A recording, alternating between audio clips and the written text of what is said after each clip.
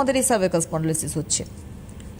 দেখো, cervical spondylitis একটা critical ডিজিজের মধ্যেই পড়ে।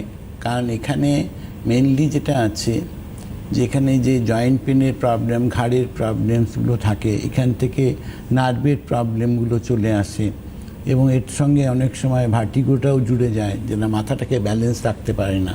মাথা ব্যালেন্স না থাকলে পরে কী হয়, পুরো বডিটা টলমল করে। তো এইটা একটা ক্রিটিক্যাল প্রবলেমস আছে।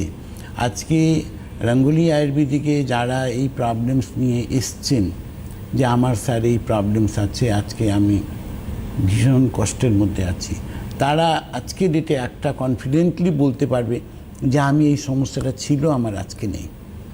আজকে রঙ্গোলি আয়ুর্বেদিকে ভার্টিগোর প্রবলেম বলো, আজকে সার্ভাইকাল প্রবলেমসটা বলো, এগুলোর কমন প্রবলেম। একটা কমন প্রবলেমস থেকে এখানে কি হয়, যেমন একটা মাথা ঘোরার একটা প্রবণতা, বসে আছি মাথা ঘুরছে, দাঁড়িয়ে আছি মাথা ঘুরছে, অনেক সময় দেখা যায় যে চোখে অন্ধকার হয়ে গেছে।